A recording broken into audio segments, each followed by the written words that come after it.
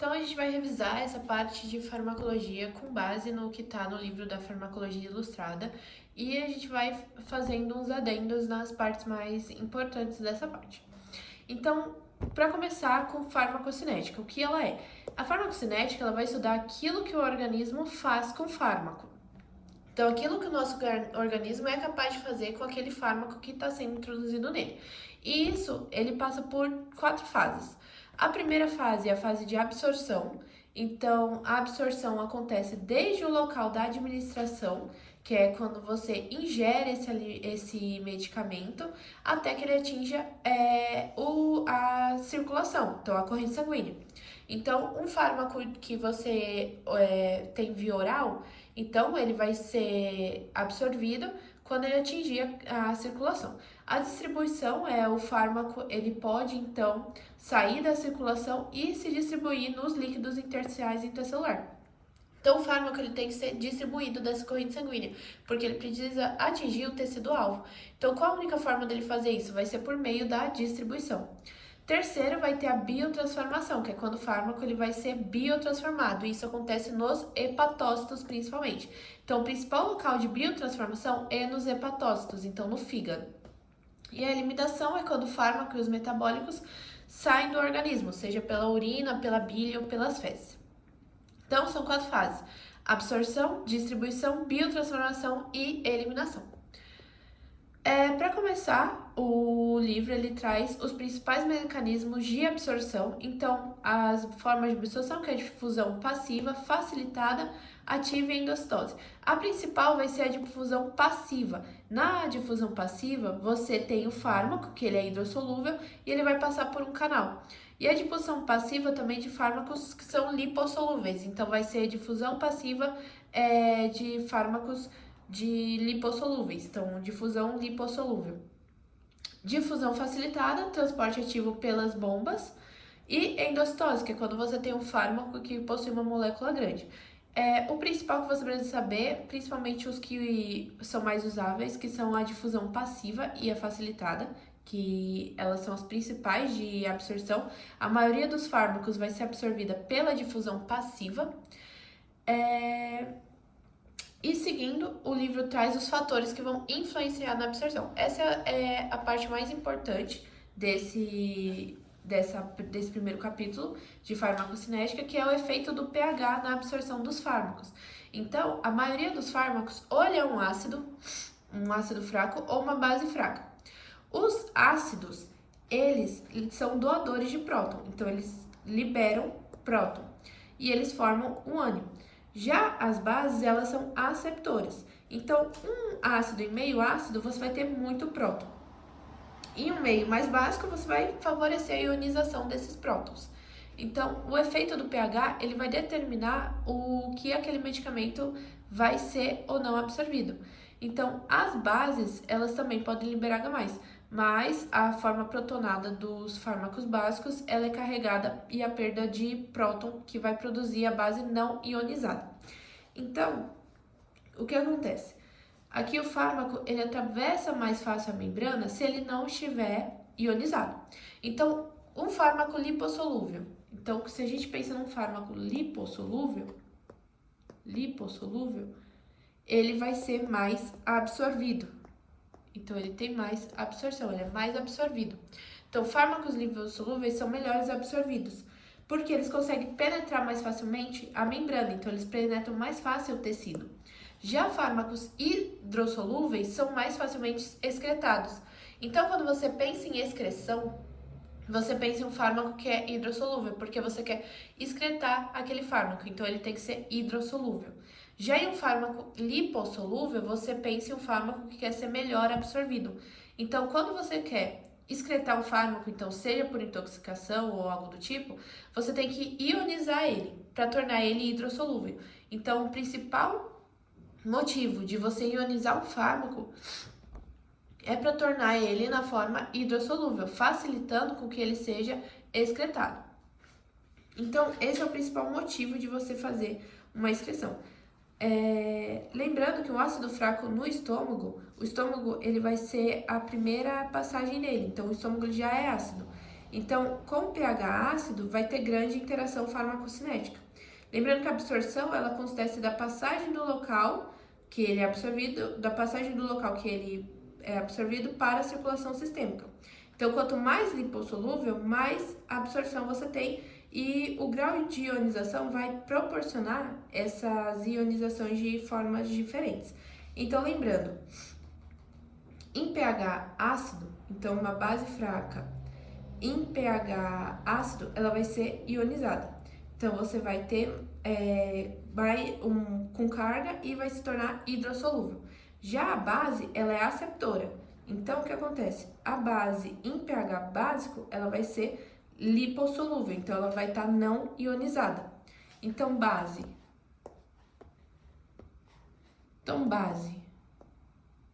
em meio básico, ela fica não ionizada. Então, não ioniza. Já a base fraca em meio ácido, você vai ter ela na forma ionizada. Então, a base em meio ácido, ela vai estar na forma ionizada, o que facilita a sua excreção. E o ácido em meio ácido, então, positivo com positivo, ácido em meio ácido, o que acontece com ele? Ele vai estar na forma não ionizada. E aí você tem que fazer a alcalinização. Então, nisso que consiste a acidificação e a alcalinização. Quando você tem algo básico, e aí você tem uma intoxicação, por exemplo, por algo básico, o que você tem que fazer? Você tem que acidificar. Então, você acidifica, faz a acidificação da urina. Por quê? Porque você quer eliminar isso que está sendo intoxicado. Ele está sendo intoxicado por algo básico. Então, você acidifica para facilitar a excreção desse básico. Porque dessa forma, ele vai sair da corrente sanguínea do paciente, facilitando, porque você precisa facilitar a excreção. Então, você acidifica para fazer com que ele fique na forma ionizada. Então, é isso que está falando aqui.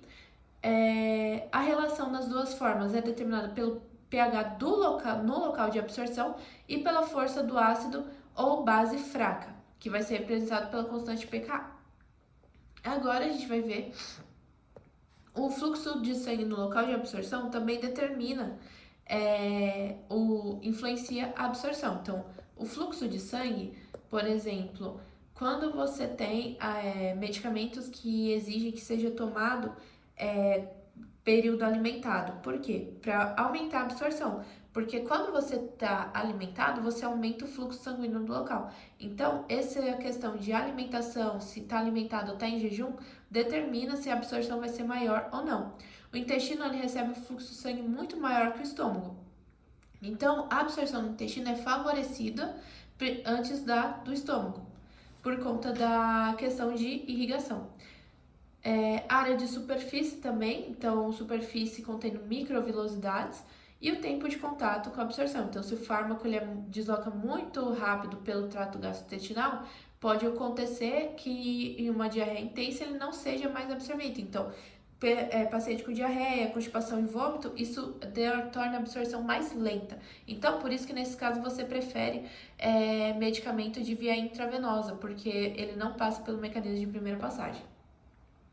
Então, a gente viu isso. Expressão de glicoproteína P também interfere na absorção. Essa glicoproteína P é como se fosse uma bomba que leva os fármacos para fora das células. Essa glicoproteína também é usada por algumas bactérias para fugir do sistema imune. E nas áreas que ela tem expressão elevada, a absorção do fármaco vai ser menor. Então, isso leva a gente para pensar na biodisponibilidade, que vai ser a taxa e a extensão com que o fármaco administrado vai alcançar a circulação sistêmica. Então, por exemplo, um fármaco que ele tem 100 miligramas, não são essas 100 miligramas que vai atingir a circulação sistêmica, vai ser, por exemplo, 70% dela, 0,7%. Porque a biodisponibilidade passa pelo mecanismo de primeira passagem, principalmente na via oral e na via retal. Então, a determinação ela é determinada pelos níveis plasmáticos do fármaco depois da via de administração. O único que vai ter 100% dele na circulação vai ser de via intravenosa, porque 100% do fármaco entra na circulação rapidamente. Já quando é via oral ou via retal, somente parte da dose vai aparecer no plasma. Então, por exemplo, um medicamento que ele devia ser tomado, então 20 miligramas de medicamento, para você ter o efeito que seria dado por essas 20 miligramas, você não vai ter, porque parte dessas 20 miligramas vai ser perdida. Então, não vai alcançar, não vai ter 100% de biodisponibilidade. Então, teria que aumentar a dose. Só que quando você aumenta a dose, você aumenta o efeito adverso. Então, os colaterais. E isso prejudica na forma nos efeitos que são benéficos do medicamento. Com a administração intravenosa confere 100% de biodisponibilidade, a administração via oral envolve a biotransformação de primeira passagem, então, que é quando acontece no fígado, que vai determinar a velocidade e extensão que ele alcança a circulação sistêmica, porque assim que ele passa pelo fígado, ele vai passar pela circulação porta-hepática. E essa transformação que acontece lá vai fazer com que a quantidade do fármaco seja alterada. Então, essa quantidade que não foi alterada vai atingir a circulação e vai gerar o efeito. Então, a quantidade de fármaco inalterado tem acesso à circulação sistêmica e assim ela vai diminuindo também. Isso é a biotransformação de primeira passagem. Ela acontece no intestino ou no fígado e limita a eficácia de vários fármacos usados por via oral. Então, medicamentos usados por via oral, eles passam por esse mecanismo de primeira passagem. Então, é ele que determina quantos por cento daquele fármaco vai ser absorvido. E aí você faz o cálculo para saber quanto de medicamento você precisa administrar no paciente para ter a dose necessária. Solubilidade do fármaco. Então, fármacos muito hidrofílicos vão ser poucos absorvidos. Já fármacos lipofílicos, eles vão ser mais absorvidos. Então, para que o fármaco seja bem absorvido, ele deve ser basicamente lipofílico, mas para ter alguma solubilidade de solução aquosa. Essa é uma razão porque vários fármacos são ácidos fracos ou bases fracas. Então, a solubilidade do fármaco é determinada por isso. É hidrofílico ou lipofílico. Principalmente lipofílico para melhor absorção. Agora, bioequivalência é quando você trata de medicamentos que são um medicamento referência e um medicamento genérico, porque as duas formulações elas têm que ser bioequivalentes. Então, ela tem que ter uma biodisponibilidade, então a quantidade que vai realmente ser benéfica para o organismo, atingir em tempo similar para alcançar o pico de concentração plasmática. Então, isso é a bioequivalência. Então, essa equivalência terapêutica determina a questão de medicamento, por exemplo, genérico. Ele tem que ter a mesma eficácia do medicamento referência, porque eles não podem ser não terapeuticamente equivalentes. Então, isso não tem como ser. Então, por isso que genérico e o de referência, eles não têm tanta distinção assim. Agora, a distribuição do fármaco vai depender do fluxo sanguíneo local, então se esse local que ele vai ser absorvido ele é bem irrigado ou não, e a permeabilidade dos capilares, que é a estrutura do capilar e a natureza química do fármaco. O fármaco ele se liga a proteínas plasmáticas, então principalmente proteína plasmática vai ser a albumina, então o paciente que está por um processo de hipoalbuminemia, ele vai ter uma dificuldade de transporte de fármaco, então os fármacos que forem administrados para ele tem que ser levado em conta a relação de ligação com as proteínas, porque você vai ter baixa proteína e assim você vai ter baixo efeito do fármaco. Lipofilicidade. E aí a gente entra nas reações de fases, que é a última parte da biotransformação.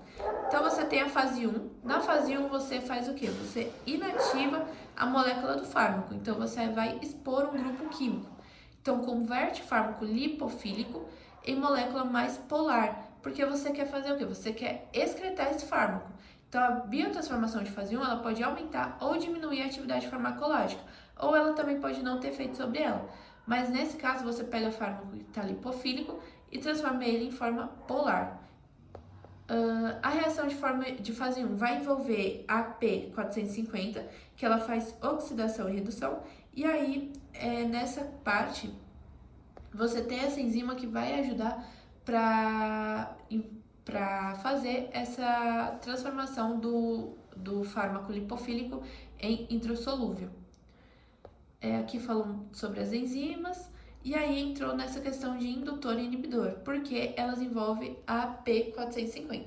Então, o que acontece com o fármaco?